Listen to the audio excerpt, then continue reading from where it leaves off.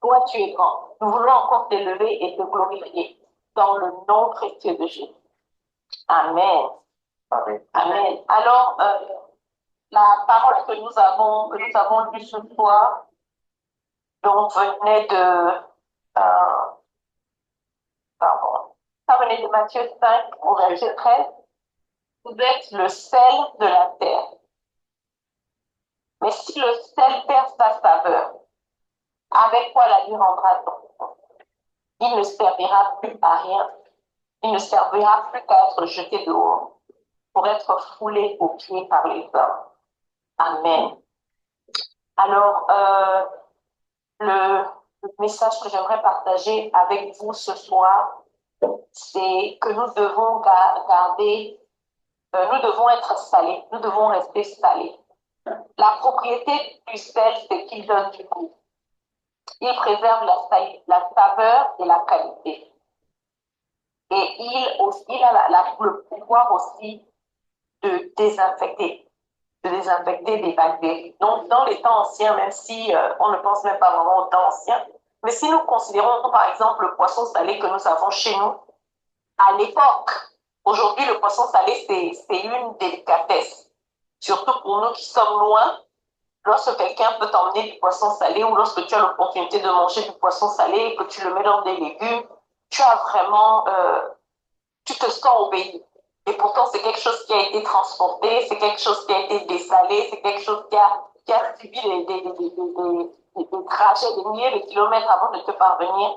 Mais lorsque tu fais ton mets, lorsque tu prépares ton repas, tu te sens obéi, tu te sens près des tiens, tu te sens rempli de l'amour qu'il y a lorsqu'on partage un repas avec nos frères et nos sœurs. Mais l'objectif du sel dans le poisson salé, c'était pour préserver, n'est-ce pas? C'était pour préserver la fraîcheur, c'était pour préserver la viabilité du produit.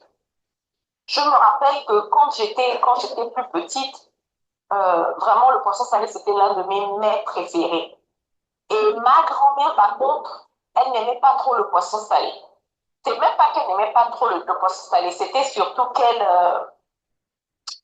méprisait le poisson salé. C'est-à-dire, quand ma grand-mère disait, OK, on va faire le poisson salé, mais tu voyais son visage s'attacher, son visage, elle était vraiment dans tous ses états par rapport au poisson salé. Comparé à d'autres mets, comme chez nous, les Mpongwe, on a des fruits de mer, c'était pas la même chose. Moi, par exemple, les fruits de mer ne m'intéressent pas. Moi, c'était le poisson salé. Mais ma grand-mère, quand on faisait le poisson salé, elle avait toujours la bouille attachée. Et puis un jour, je lui ai demandé, mais j'ai dit, mais toi, c'est quoi ton problème avec le poisson salé? Les autres aiment manger ça, toi, tu es toujours en train de goûter. Et elle m'a répondu, le poisson salé, c'était la nourriture des pauvres.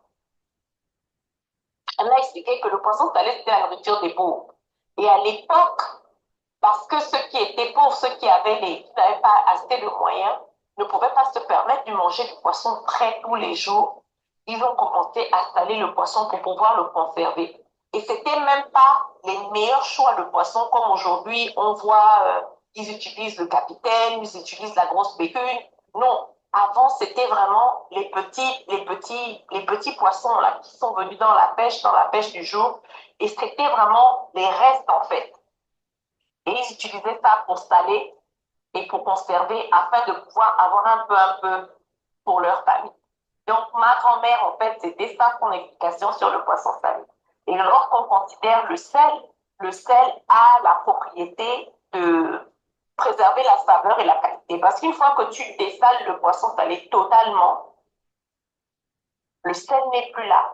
Mais ce poisson-là a un goût qui est spécifique, un goût qui est particulier. Qui est particulier à ce que tu es en train de préparer, à ce que tu vas manger. Il a, comme je disais tout à l'heure, il a la propriété de désinfecter. Euh, Aussi, à l'époque, ma grand-mère m'avait expliqué que, à l'époque, quand quelqu'un, si par exemple tu tombes, moi elle me l'a même fait, je suis tombée, je reviens en pleurant et tout, le sang partout. Elle a dit, allez, tiens, va chercher le sel, je vais chercher le sel. Et elle me balance le sel. Je lui dis, mais la là, tu n'es pas sérieuse, moi j'ai mal.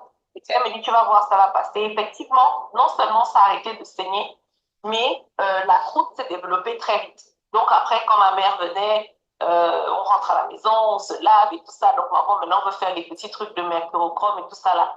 Mais honnêtement, la plaie était déjà sèche avant même qu'elle ne puisse appliquer les produits dont on avait besoin. Donc, en tant que désinfectant, le sel a la capacité, la capacité d'arrêter la répartition de ce qui est mauvais, la répartition de la pourriture. Si tu as acheté le poisson, que le poisson est frais, mais que tu n'as pas moyen de le conserver au congélateur, si tu le sales, tu le laisses sécher à l'air libre et après l'avoir salé, ça va empêcher que justement cet aliment-là se décompose.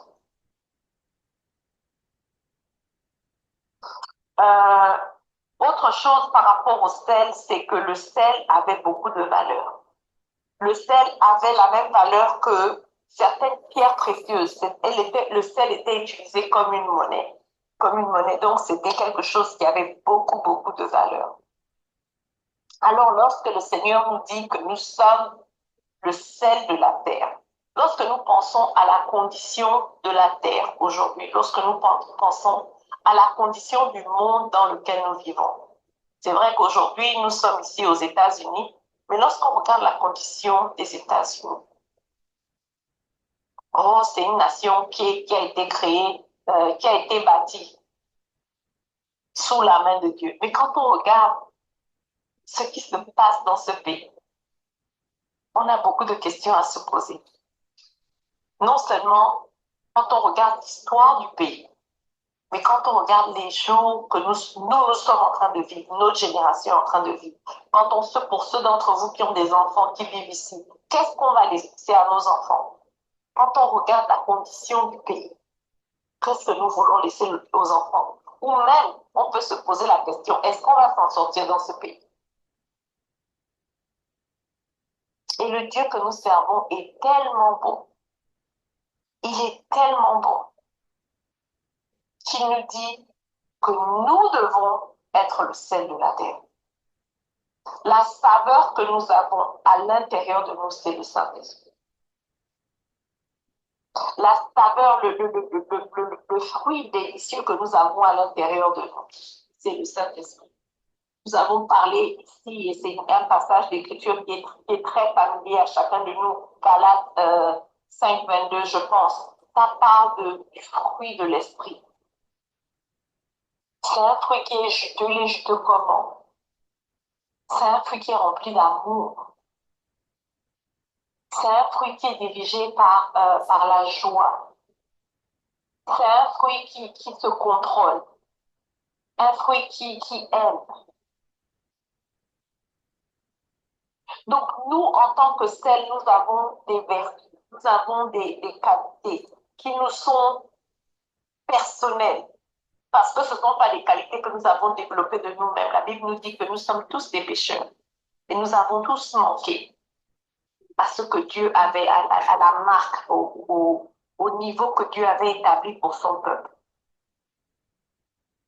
Mais il nous permet, au travers de sa parole, de rester le sel de la terre, de rester cet ingrédient dans le monde qui permet de tempérer les choses. Le Seigneur invite chacun de nous à se regarder et à regarder la qualité du sel que tu as en toi. Nous ne pouvons pas, à l'heure d'aujourd'hui, nous ne pouvons pas nous laisser influencer par les choses de ce monde. Plus que jamais, nous devons chercher le royaume de Dieu. Plus que jamais, nous devons avoir pour désir principal de faire plaisir à notre Dieu.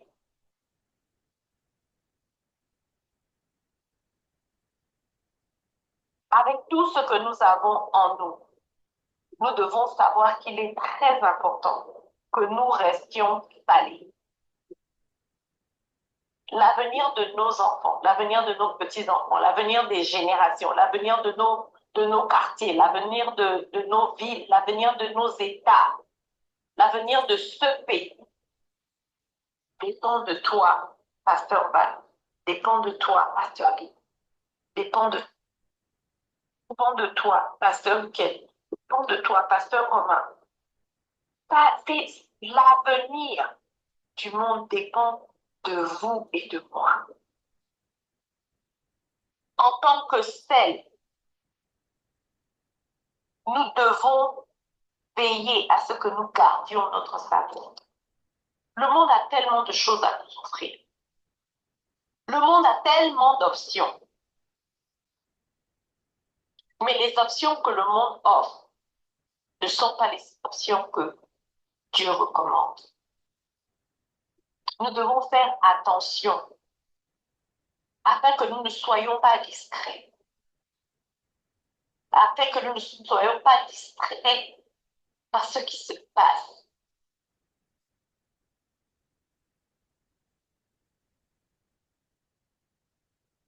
J'ai lu un reportage qui disait que 5%, s'il y a seulement 5% d'intégrité, 5% d'intégrité peuvent causer le changement dans une société entière. 5% dans une nation, s'il y a 5% d'hommes et de femmes qui craignent Dieu,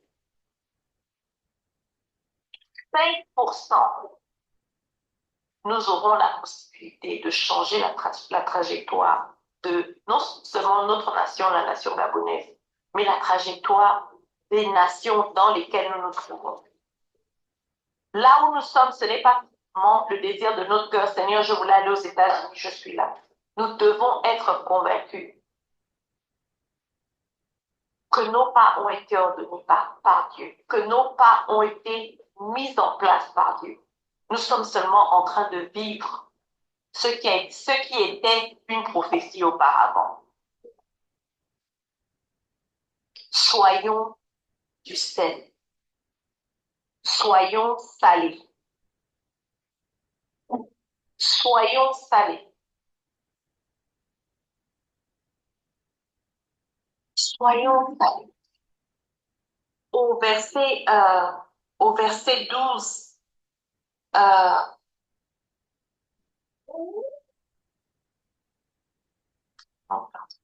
sur les pages.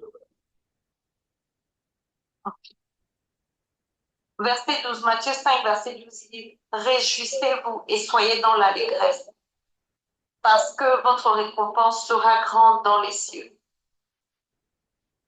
Car c'est ainsi qu'on a persécuté les prophètes qui ont été avant vous.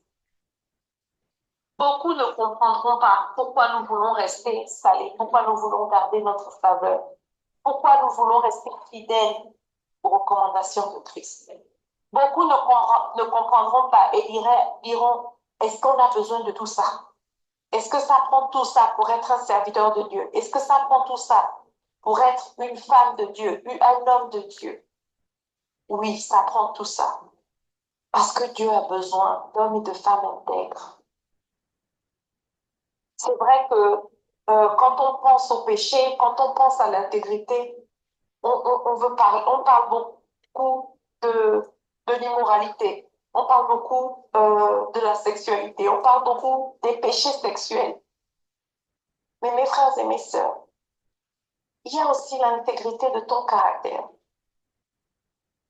Le mensonge, l'envie, la jalousie, le mépris. Ce sont des choses que nous devons effacer de notre caractère. Le Seigneur nous dit qu'il n'y a pas un péché qui est moindre que l'autre, ou qu'il n'y a pas un péché qui est pire que l'autre. Car nous avons tous péché. Nous avons tous péché. Mais il nous fait grâce. Il nous a fait grâce au travers de son Fils. Il nous a fait grâce afin que nous puissions avoir accès. Et nous devons compter que nous sommes privilégiés. Nous devons considérer que nous sommes privilégiés. d'avoir développé la discipline, de nous retrouver volontairement tous les mercredis soirs pour invoquer son nom, pour le prier, pour chercher sa face. C'est un privilège. C'est un privilège parce que il y en a beaucoup qui ont accès à ce groupe. Il y en a beaucoup qui ont accès à ce temps de prière.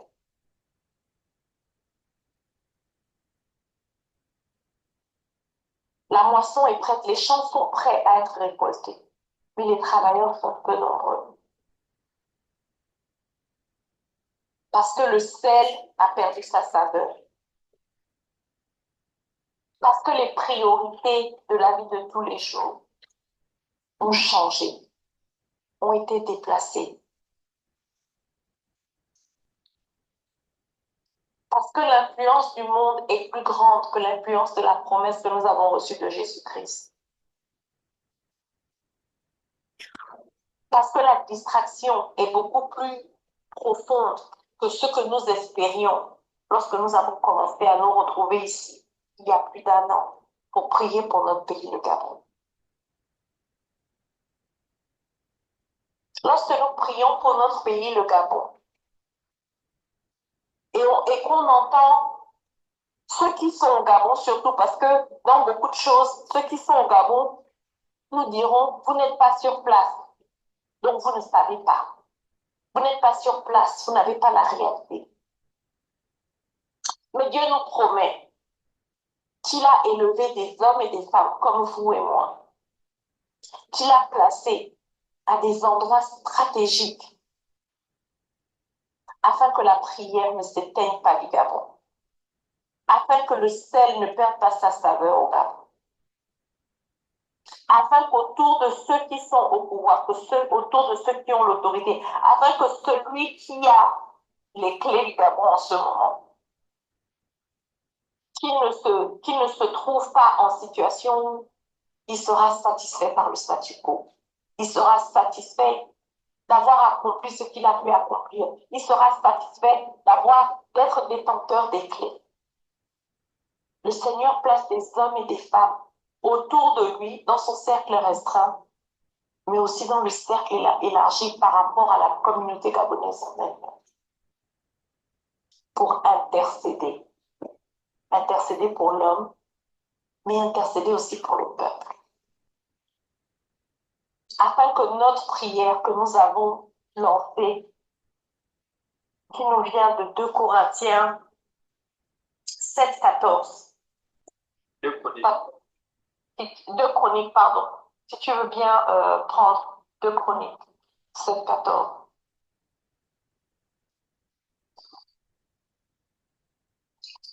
Si tu l'as, je l'ai, sinon.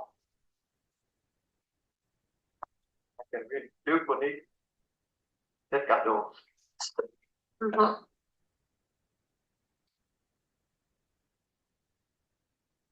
lis la parole de Dieu dans 2 Chroniques 7, 14. Amen. Si mon peuple sur qui est invoqué mon nom s'humilie, prie et cherche ma face, et s'il se détourne de ses mauvaises voies, je l'exaucerai des cieux. Je lui pardonnerai son péché et je guérirai son pays. Amen. Amen. Amen. Le Seigneur le fera. Mais avant d'être un peuple, nous sommes des individus. Individuellement, nous sommes le peuple de Dieu, nous sommes les enfants de Dieu. Et il nous invite ce soir à garder notre sel, à garder notre intégrité envers sa parole, à garder la crainte de Dieu, à garder l'amour pour le peuple de Dieu, à garder le désir d'être des témoins, des ambassadeurs de Christ. Nous sommes le sel de la terre. Et je le dis souvent, il arrivera un temps où nous n'aurons pas l'opportunité d'avoir une Bible avec nous. Donc ce sera inutile de pouvoir dire à quelqu'un 2 Chroniques 7, 14. Mais il sera important, il sera nécessaire qu'en tant que sel de la terre, nous leur montrions que nous avons été pécheurs, que nous sommes des pécheurs, mais que nous savons qu'il y a un Dieu qui règne, un Dieu qui est vivant, un Dieu qui nous aime, le seul et l'unique Dieu, qui a envoyé son Fils unique afin que nous puissions avoir accès au trône et qui nous demande de changer nos voies, qui nous demande de nous repentir, qui nous demande de nous tourner vers lui, qui nous demande d'invoquer son nom, qui nous demande de nous humilier, de prier et de chercher sa face. Nous avons un Dieu, nous servons un Dieu qui nous demande de nous détourner du péché, de nous détourner des mauvaises voies, de nous détourner de toute chose qui ne le glorifie pas. Même lorsque ce n'est pas confortable, même lorsque ce n'est pas populaire, même lorsque on se moque de nous, lorsque même des gens qui sont dans la foi avec nous se moquent de nous, lorsque nos familles se moquent de nous, nous devons garder notre sel. Le sel que nous avons, c'est l'amour. L'amour de Christ qui vit en nous. L'amour de Christ qui nous fortifie. L'amour de Christ qui nous garde. L'amour de Christ qui nous bénit. Le sel que nous avons en nous, c'est la joie. La joie de vivre, la joie de savoir que quelles que soient les afflictions qui touchent nos cœurs, qui touchent nos vies, nous avons un sauveur, nous avons un rédempteur qui vit. La paix de savoir que quelles que soient les nouvelles de guerre, quelles que soient les nouvelles de tristesse, les nouvelles de maladie que nous entendons, nous avons la confiance, nous avons la certitude que le sang de l'agneau est toujours capable de nous protéger. Le sang de l'agneau est sur nos portes et le mal ne pourra point nous atteindre. Nous avons le sel qui est la source de la patience. Nous ne nous décourageons pas. Nous attendrons. Nous veillerons. Nous prendrons soin d'attendre, de voir la rédemption. Nous avons le sel qui est la bonté, qui ne cesse pas de servir notre prochain, qui ne cesse pas d'aimer notre prochain, qui ne cesse pas d'encourager les uns et les autres.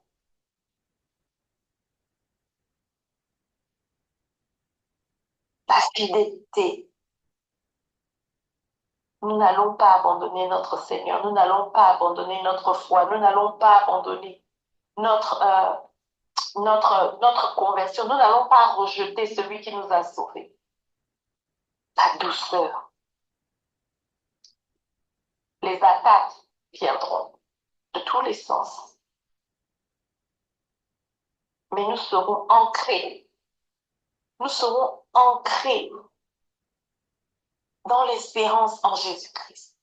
Et nous serons ancrés d'un désir d'être doux, d'être généreux, même avec nos oppresseurs. Nous aurons la tempérance de parler dans le calme, de parler avec conviction, de parler avec pureté. Car le Seigneur veut que nous gardions notre sel. Le sel que nous avons à l'intérieur de chacun de nous a la capacité de transformer des vies, a la capacité de ramener des générations vers Jésus-Christ, a la capacité de changer l'atmosphère dans nos quartiers, a la capacité d'arrêter la progression de la mort dans nos familles.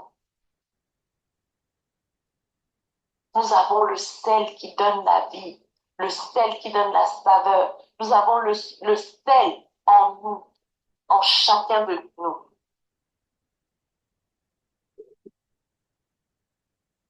Seigneur nous invite encore ce soir à lui faire confiance. Le Seigneur nous invite à garder la foi. Le Seigneur nous invite à l'aimer de tout notre cœur. Le Seigneur nous invite à le choisir comme roi, comme Seigneur, comme sauveur et à ne jamais nous détourner de lui. Alors j'espère que ce message a encouragé quelqu'un ce soir. Hébreux 11, verset 1. Or la foi est la ferme assurance des choses qu'on espère, une démonstration de celles qu'on ne voit pas.